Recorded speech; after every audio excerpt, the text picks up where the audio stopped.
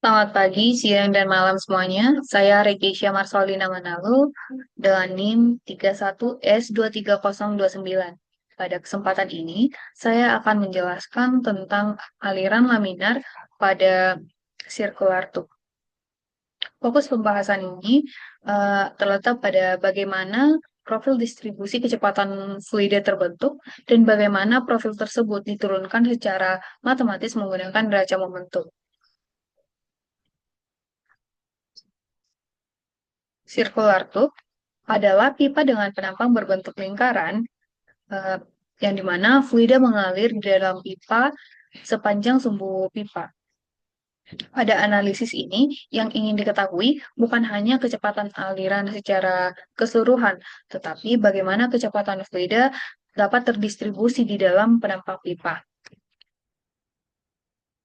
Aliran fluida terjadi akibat adanya perbedaan tekanan di sepanjang pipa. Fluida bergerak dari daerah yang bertekanan tinggi ke ke daerah yang bertekanan lebih rendah dan arah aliran eh, berada sejajar pada sumbu pipa. Aliran di sini diasumsikan laminar sehingga fluida dapat mengalir dalam lapisan-lapisan yang teratur tanpa pencampuran secara acak. Selain itu, aliran bersifat tunak dan incompressible, sehingga kecepatan dan densitas fluida tidak berubah terhadap waktu. Aliran ini juga diasumsikan sebagai fluid flow, yang artinya bentuk profil kecepatan fluida tidak berubah sepanjang arah aliran. Dengan asumsi ini, kecepatan fluida tidak bergantung pada posisi sepanjang pipa, sehingga analisis dapat difokuskan pada satu penampang saja, pada satu penampang pipa saja. Untuk sistem koordinat, karena pipa berbentuk lingkaran, sistem koordinat yang digunakan adalah koordinat silinder. Arah aliran berada sepanjang sumbu pipa, sedangkan variasi kecepatan dianalisis terhadap arah radialnya. Aliran di dalam circular tube itu bersifat simetris terhadap sumbu pipanya. Oleh karena itu, tidak terdapat perubahan kecepatan terhadap sudut theta. Dengan demikian, kecepatan fluida hanya bergantung pada jari-jari pipanya atau R.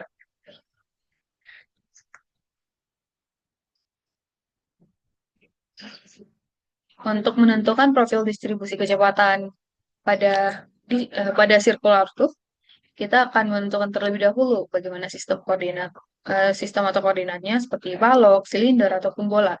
Nah, pada kasus ini, sistem koordinatnya itu adalah silinder. Yang kedua, kita akan menentukan neraca momentum. Untuk membuat persamaan neraca momentum ini, kita memerlukan persamaan dari laju momentumnya. Hmm, Laju momentum ini merupakan hasil kali antara massa fluida dan kecepatan alirannya. Dan konsep inilah yang akan digunakan untuk menganalisis gaya-gaya yang bekerja pada fluida. Yang ketiga, kita akan menentukan distribusi momentum, lalu dilanjut dengan distribusi kecepatan, lalu kecepatan maksimum dan kecepatan rata-rata.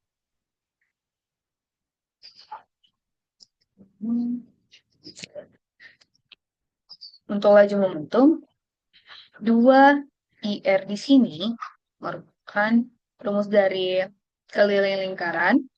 Delta R di sini adalah ketebalan dan L di sini merupakan panjang dari pipa. Selanjutnya, kita akan masuk ke neraca momentum. Neraca momentum dilakukan pada elemen volume diferensial berbentuk silinder di dalam pipa. Elemen ini dipilih agar gaya-gaya yang bekerja pada fluida dapat dianalisis secara sistematis. Untuk formulanya, laju laju momentum masuk, laju laju momentum konvektif masuk dikurangi laju momentum konvektif keluar ditambah dengan laju momentum molekular masuk dikurang laju momentum molekular yang keluar ditambah dengan gaya gravitasi yang bekerja pada sistem sama dengan nol. Kita substitusi persamaan-persamaan dari laju momentum yang tadi. Hmm. Lalu dibagikan dengan 2pi R delta R L. Sehingga didapat nanti hasilnya yang akan dilimitkan. Kita ambil limit sebagai delta R menuju 0, sehingga didapatlah limit delta R menuju 0 dari L flux RZ pada pada L ditambah delta R dikurang dengan R flux RZ pada saat R dibagikan dengan delta R.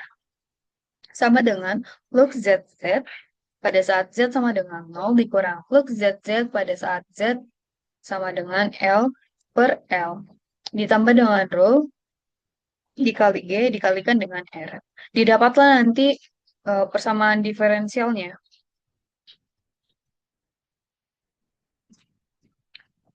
Selanjutnya,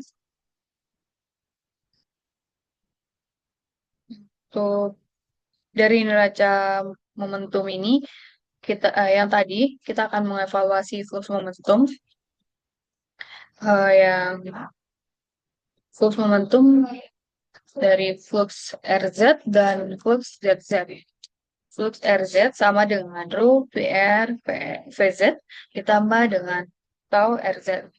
Karena pada aliran laminar dalam circular tube, maka tidak ada aliran radial, sehingga VR-nya sama dengan 0. Maka flux RZ sama dengan tau RZ. Untuk flux momentum arah Z, flux ZZ sama dengan rho VZ ditambah P ditambah tau ZZ.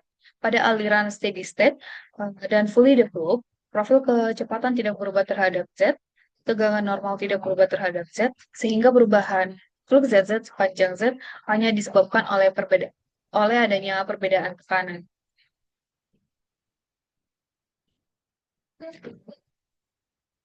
Oleh karena itu, bisa kita masuk untuk persamaan diferensialnya tadi dari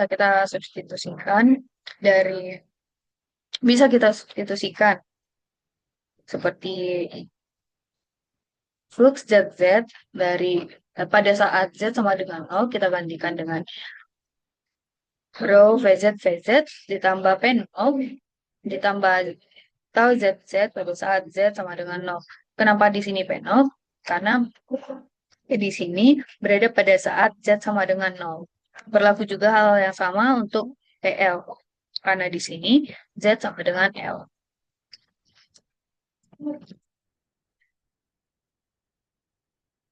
Setelah itu, kita bisa integrasikan dan akan mendapatkan R tau Z, R tau RZ sama dengan P0 dikurang PL per 2L dikalikan dengan R pangkat 2 ditambah C1. Setiap sisinya, kedua sisinya kita bagikan dengan R, dihasilkanlah tau RZ sama dengan P0 dikurang PL per 2L dikalikan dengan R ditambah C1 per R.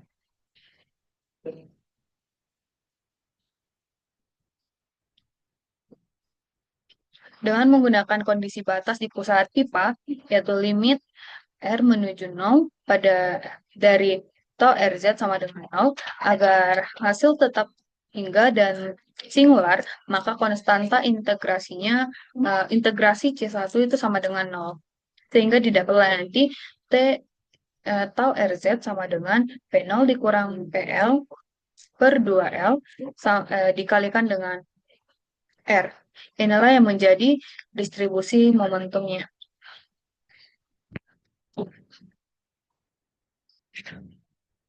Untuk menghubungkan distribusi momentum dengan profil kecepatan, digunakanlah hukum viskositas Newton, yaitu tegangan geser dinyatakan sebagai fungsi dari gradien kecepatan terhadap jari-jari pipa.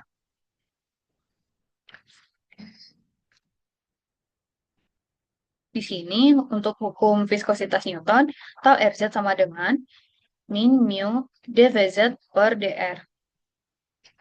Kita substitusikan sehingga didapatlah nanti hasilnya dVz per dr sama dengan min P0 dikurang PL per 2 mu L dikalikan dengan R. Lalu kita integrasikan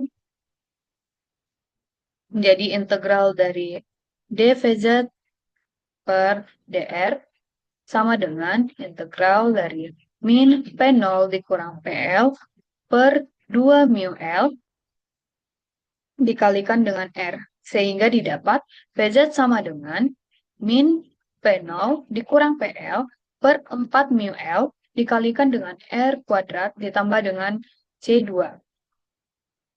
Selanjutnya kita akan mencari nilai dari C2.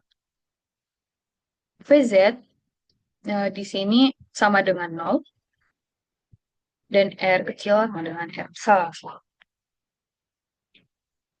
Sehingga 0 atau VZ ini sama dengan min P0 dikurang PL per 4 mu L dikali R pangkat 2 ditambah dengan C2.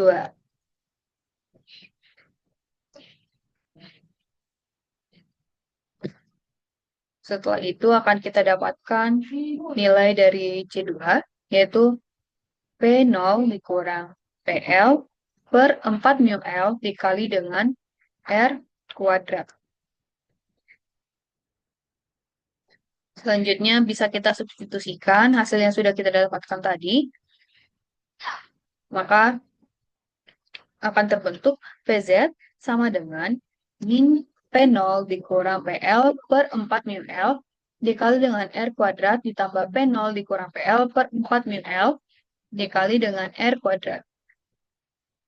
Maka untuk distribusi kecepatannya kita dapatlah PZ sama dengan P0 dikurang PL per 4 mu L dikali R kuadrat dikalikan dengan 1 dikurang R per R kuadrat R per R kuadrat.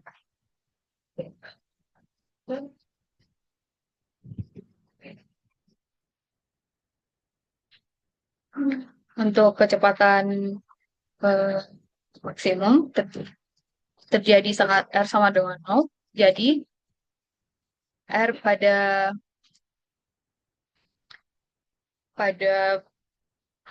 distribusi kecepatan tadi bisa kita gantikan dengan R sama dengan 0. Sehingga jadi VZ max sama dengan P0 dikurang PL per 4 mu L dikali dengan R kuadrat dikalikan dengan 1 dikurang 0 per R dikuadratkan. Maka akan dihasilkan VZ max sama dengan P0 dikurang PL per 4 mu L dikalikan dengan R kuadrat. Inilah yang menjadi kecepatan maksimumnya. Selanjutnya untuk kecepatan rata-rata dengan formula VZ sama dengan setengah dari VZ max. Tadi untuk nilai VZ max-nya bisa kita kalikan dengan 1/2. Jadi hasilnya itu P0 dikurang PL per 8 mu L sama dengan dikalikan dengan R kuadrat. Inilah yang menjadi kecepatan rata-rata.